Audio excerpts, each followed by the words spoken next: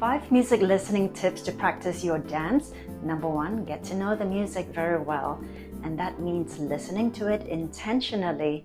Familiarize yourself with the melody, get to know what the rhythm is or the rhythmic cycle, get to know where one phrase starts and another ends. The other way is subconscious listening by absorption. That is the opposite of intentional listening because sometimes we don't have enough time to be sitting there listening to the music, right? So let's say you're cooking or you're cleaning the house or you're in the train station waiting for the train. Just listen to the music as part of the background even as you go about doing your thing. Subconsciously, you are absorbing it and that makes a difference too. Number 2, visualization. So as you're listening to the music, visualize your dance move. Start associating that dance move to that part of the music. So it is a way of focusing. You're training your mind to go through, say, the routine or the technical move to learn how to do it better, cleanly.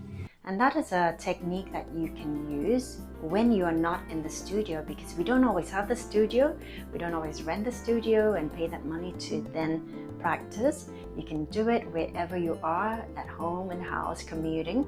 Feel the rhythm as well, and that's the important thing, feeling the rhythm as you visualize it. Number 3, what to do when the music is libre, free flow, right? So there isn't this very obvious beat. And you can encounter that in any kind of music, not just flamenco, but a classical Spanish piece where the composer or the musician decides that this is going to be artistically libre or free. In that case, you don't have the reference of the pulse or the beat anymore. What we then do is listen to the main melody. And as one of my maestros says, breathe with the music and let it take you where it goes. Let it inspire you, okay? So we don't have to be so hung up that, oh my gosh, this piece of music doesn't have that pulse. How do I dance to it? Well, you can breathe and flow with the music. Number 4, it's a bit of a technical tip. When we can't hear the pulse or the beat very clearly, because it's just gotten very soft, what I do is then I put on my earpieces and I'm blocking out all the ambient sound. That way it helps me be able to hear a little bit more clearly those subtle beats.